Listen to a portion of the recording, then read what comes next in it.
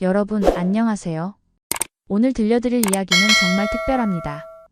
17살 어린 나이에 K-팝 스타의 꿈을 안고 태국에서 한국으로 온 한 소녀의 이야기죠. 8년이라는 긴 시간 동안 연습생 생활을 했지만 결국 데뷔는 하지 못했습니다. 꿈이 무너진 그녀는 고향 태국으로 돌아갔지만 1년 후 다시 한국 땅을 밟게 됩니다. 도대체 무슨 일이 있었던 걸까요? 실패한 꿈 때문에 상처받은 마음으로 떠났던 한국에 왜 다시 돌아올 수밖에 없었을까요? 그리고 그녀가 한국에서 찾은 진짜 행복은 무엇이었을까요? 지금부터 리사 나타폰의 감동적인 이야기를 들려드리겠습니다. 영상이 도움이 되셨다면 구독과 좋아요, 그리고 알림 설정 부탁드립니다. 2016년 겨울 인천공항에 한 명의 태국 소녀가 내렸습니다. 리사 나타폰, 당시 17살이었던 그녀의 가방 안에는 한국어 회화책과 K-팝 앨범들이 가득했습니다. 방콕에서 자란 리사는 어려서부터 한국 아이돌에 푹 빠져 있었죠. 소녀시대, 원더걸스를 보며 자란 그녀에게 한국은 꿈의 나라였습니다. 부모님을 설득하기까지 1년이 걸렸습니다. 딸아, 한국 가서 뭐 할 거니? 여기서 대학 가는 게 낫지 않겠니? 아버지는 걱정이 많으셨죠. 하지만 리사의 의지는 확고했습니다. 한국의 대형 기획사에서 연락이 왔고 연습생으로 활동할 기회를 얻었거든요. 한국에 도착한 첫날 리사는 기숙사 방에서 혼자 울었습니다. 설렘보다는 두려움이 더 컸어요. 언어도 서툴고 문화도 달랐습니다. 하지만 다음날 아침 연습실에 들어선 순간 모든 걱정이 사라졌습니다. 거울로 둘러싸인 넓은 공간에서 음악이 흘러나오자 리사의 심장이 뛰기 시작했어요. 첫 연습은 혹독했습니다. 한국 연습생들은 이미 완벽한 동작을 소화하고 있었는데 리사는 기본 스텝조차 제대로 따라하지 못했죠.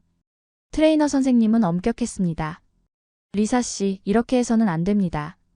처음부터 다시 해보세요. 그날 밤 리사는 기숙사에서 혼자 새벽 3시까지 연습했습니다. 한국어 공부도 만만치 않았어요. 태국어와는 완전히 다른 문법 구조의 리사는 매일 사전을 끼고 살았습니다. 다른 연습생들과 대화할 때마다 답답함을 느꼈죠. 마음속에는 할 말이 많은데 한국어로 표현하기가 어려웠거든요. 그래도 포기하지 않았습니다. 한국 드라마를 보며 발음을 따라하고 K-팝 가사를 외우며 억양을 익혔어요. 몇 달이 지나자 조금씩 적응이 되기 시작했습니다. 한국 연습생 친구들과도 친해졌고 한국어 실력도 늘었죠. 무엇보다 춤과 노래 실력이 눈에 띄게 향상됐습니다. 트레이너 선생님도 리사는 정말 열심히 하네요 라며 칭찬해 주셨어요. 그때만 해도 리사는 확신했습니다. 몇 년 후면 분명히 무대에 설 수 있을 거라고 말이에요. 2017년, 2018년, 2019년. 시간은 계속 흘렀지만 데뷔 소식은 들려오지 않았습니다. 리사는 이제 20대 초반이 되었고 한국어도 완벽하게 구사할 수 있게 됐어요. 한국 생활에도 완전히 적응했습니다. 지하철 타는 법부터 시작해서 온라인 쇼핑, 배달 주문까지 모든 게 자연스러웠죠. 연습실에서 보내는 하루는 언제나 빡빡했습니다.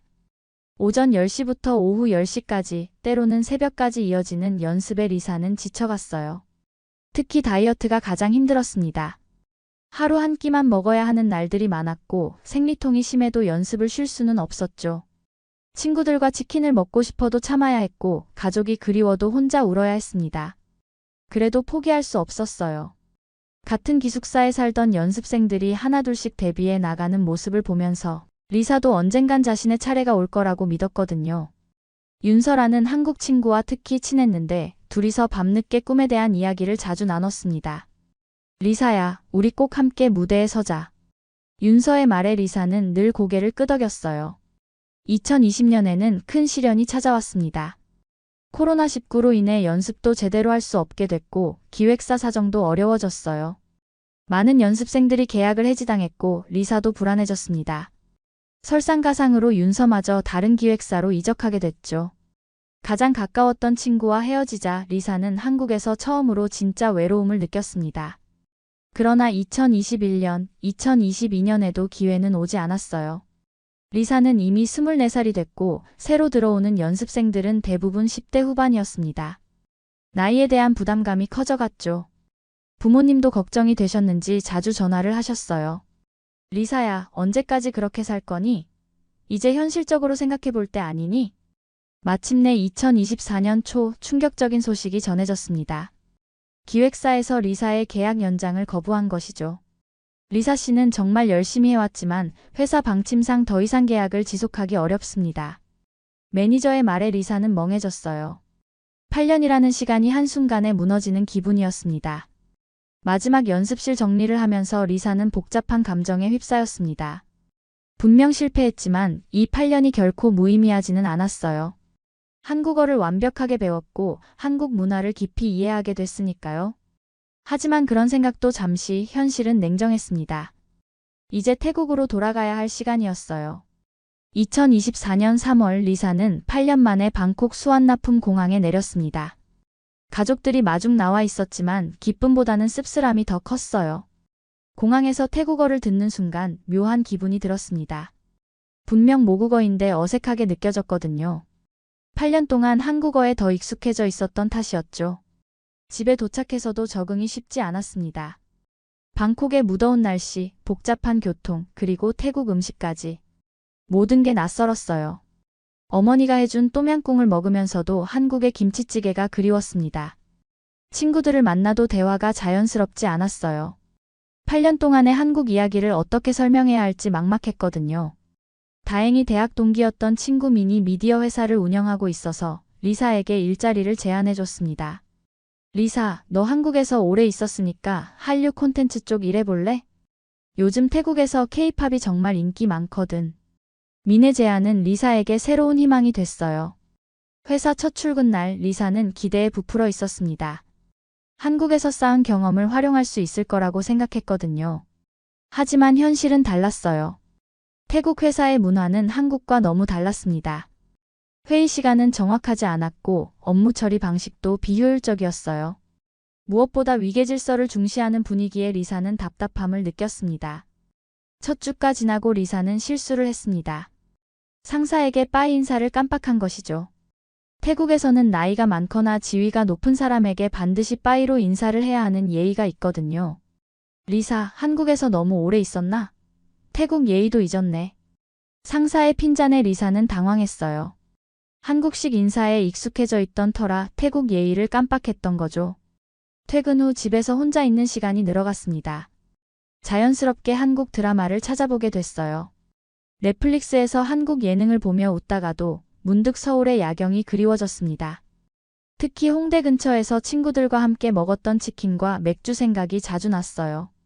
연습생 시절 힘들었던 기억들은 사라지고 좋았던 추억만 떠오르는 게 신기했습니다. 밤마다 한국에 있는 연습생 친구들과 영상통화를 했어요. 윤서는 이제 카페에서 바리스타로 일하고 있었고 다른 친구들도 각자의 길을 걸어가고 있었습니다.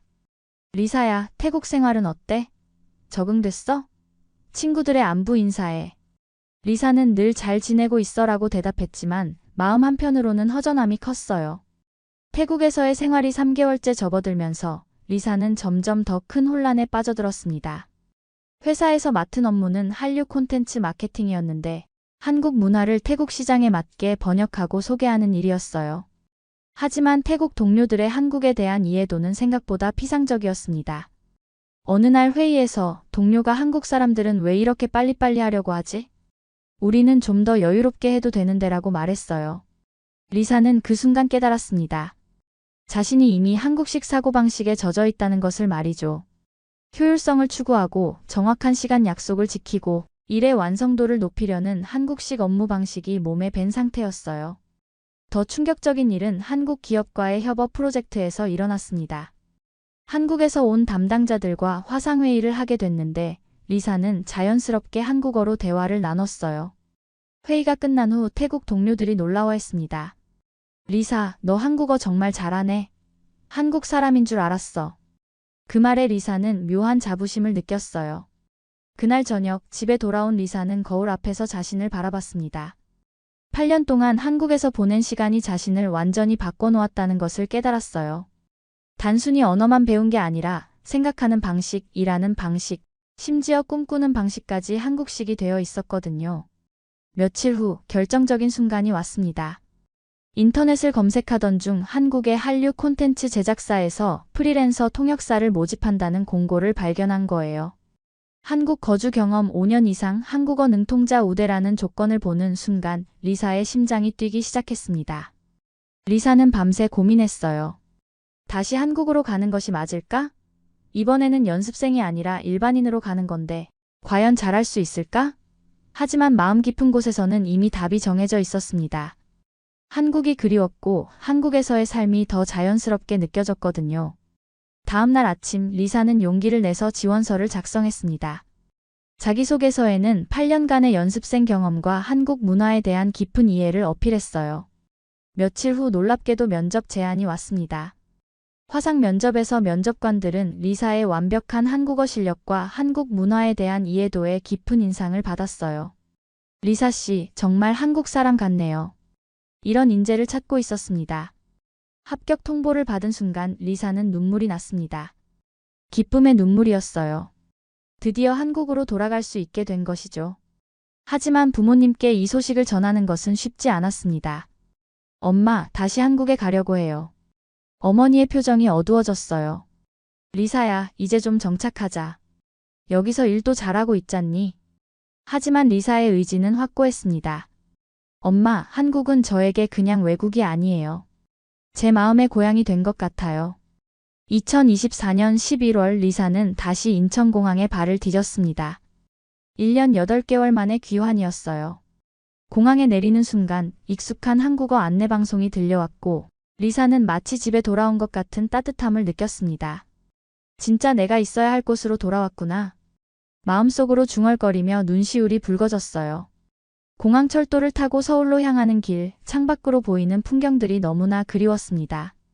한강, 고층 빌딩들, 그리고 깔끔하게 정리된 도시의 모습. 모든 것이 리사에게는 반가웠어요. 태국에서 1년 동안 그리워했던 그 풍경들이었거든요. 숙소는 홍대 근처의 작은 원룸으로 정했습니다. 예전 연습생 기숙사와는 가까운 곳이었어요. 짐을 정리하면서 리사는 새로운 시작에 대한 설렘과 걱정을 동시에 느꼈습니다. 이번에는 연습생이 아니라 직장인으로서의 한국 생활이니까요.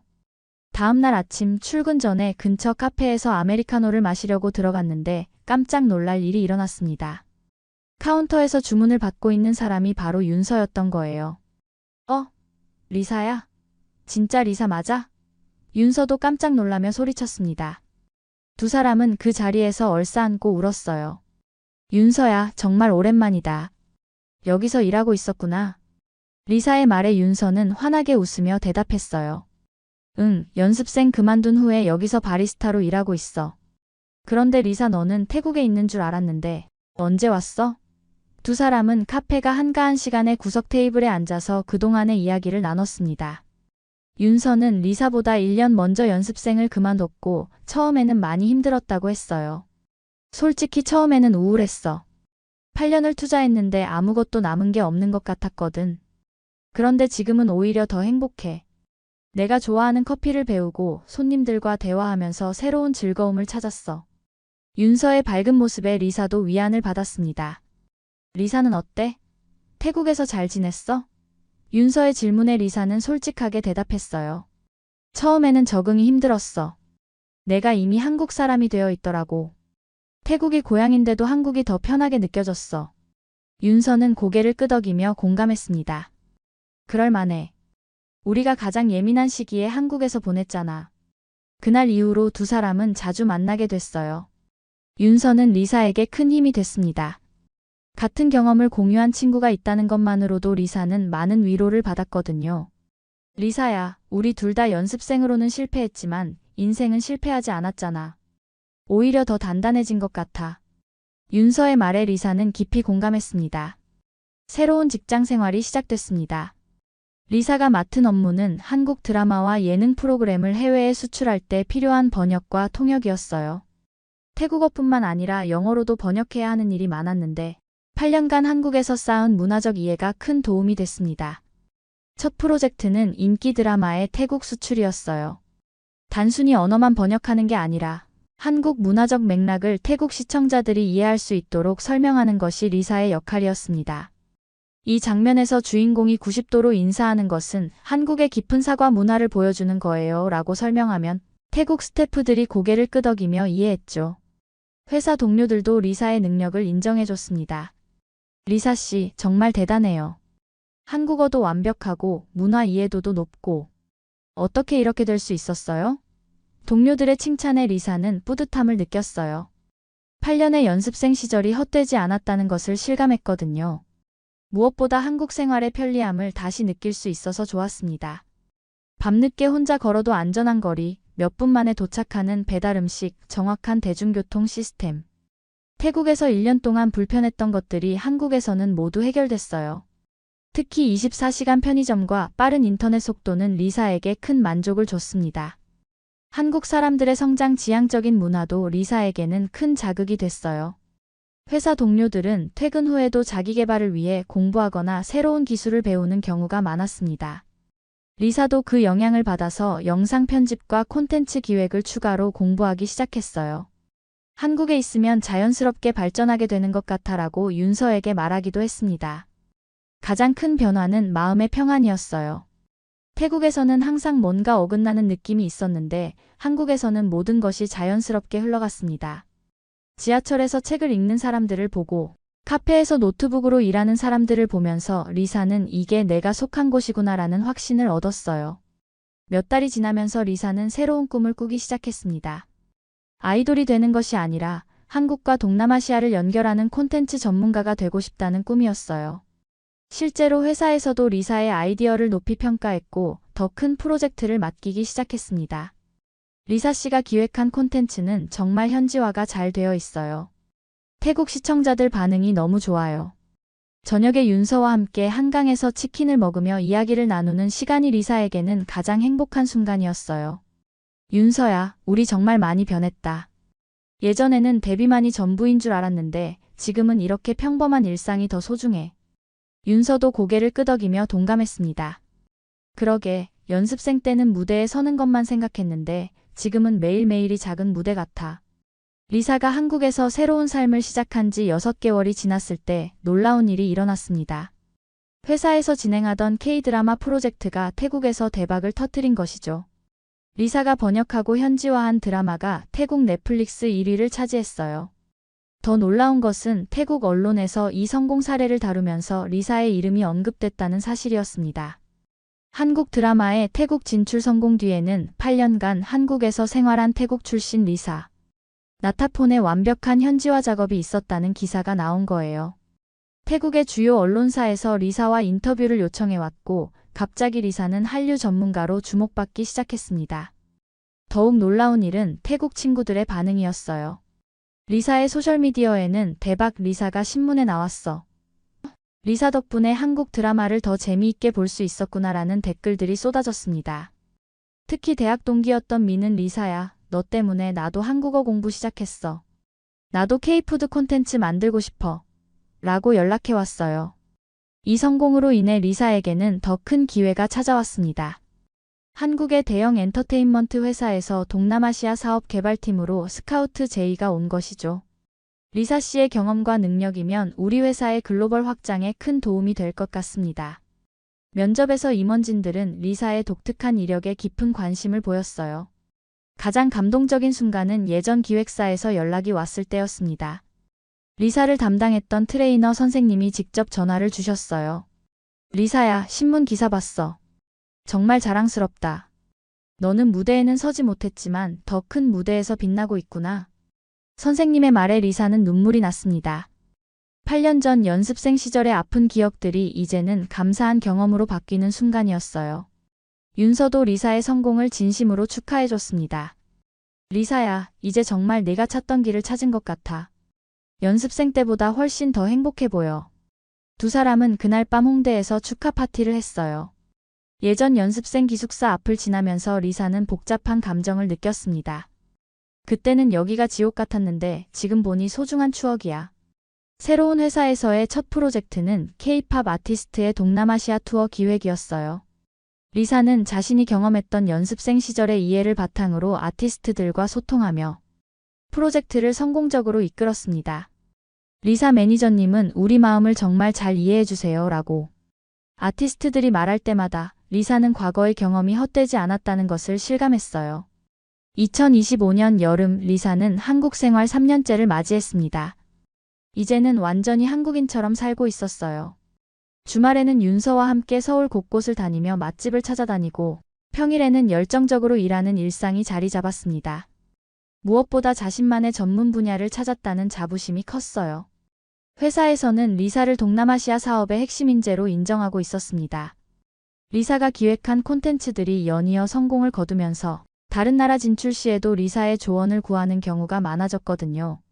리사 씨 같은 글로벌 인재가 있어서 우리 회사가 동남아시아에서 성공할 수 있었어요 라고 대표이사가 말씀하실 때 리사는 가슴이 벅차올랐습니다. 태국 가족들도 이제는 리사의 선택을 이해하고 지지해주고 있었어요. 처음에는 걱정이 많으셨던 부모님도 리사가 한국에서 성공하는 모습을 보고 마음을 놓으셨습니다. 딸아, 네가 한국에서 행복해하는 모습을 보니 엄마도 기뻐. 내 선택이 옳았구나. 어머니의 전화를 받으며 리사는 뭉클했어요. 가장 뿌듯한 순간은 후배들에게 조언을 해줄 때였습니다. 한국에서 꿈을 키우는 동남아시아 출신 청년들이 리사를 찾아와 상담을 요청하는 경우가 늘어났거든요. 선배님, 저도 한국에서 성공하고 싶은데 어떻게 해야 할까요? 이런 질문을 받을 때마다 리사는 자신의 경험을 솔직하게 들려줬습니다. 꿈의 형태는 바뀔 수 있어요. 저도 아이돌이 되려고 했지만 지금은 다른 길을 걷고 있죠. 중요한 건 포기하지 않는 것, 그리고 실패를 통해서도 배우는 것이에요. 리사의 조언에 후배들은 큰 용기를 얻곤 했습니다. 어느 날 리사는 한국 방송국에서 다큐멘터리 인터뷰 요청을 받았습니다. 한국에서 새로운 꿈을 찾은 외국인들이라는 주제의 프로그램이었어요. 카메라 앞에서 리사는 자신의 이야기를 진솔하게 털어놓았습니다. 8년 동안 아이돌을 꿈꿨지만 실패했어요. 처음에는 그 시간들이 무의미하다고 생각했죠. 하지만 지금 돌아보니 그 경험들이 저를 지금의 리사로 만들어줬어요. 한국어도 배웠고 한국 문화도 깊이 이해하게 됐죠. 무엇보다 포기하지 않는 끈기를 배웠어요. 인터뷰 마지막에 PD가 물었습니다. 리사 씨에게 한국은 어떤 의미인가요? 리사는 잠시 생각한 후 미소를 지으며 대답했어요. 한국은 제 두 번째 고향이에요. 아니, 어쩌면 진짜 고향일지도 모르겠어요. 제가 가장 많이 울고 가장 많이 웃고 가장 많이 성장한 곳이니까요. 꿈은 실패했지만 삶은 실패하지 않았다고 생각해요. 방송이 나간 후 리사에게는 많은 연락이 왔습니다. 한국에서 힘들어하는 외국인들, 꿈을 포기하려는 연습생들, 그리고 새로운 시작을 망설이는 사람들까지. 모두 리사의 이야기에서 위로와 용기를 얻었다고 했어요. 지금도 리사는 한국에서 행복하게 살고 있습니다. 매일 아침 일어나서 오늘도 한국에서 하루를 시작한다고 생각하면 감사한 마음이 들어요.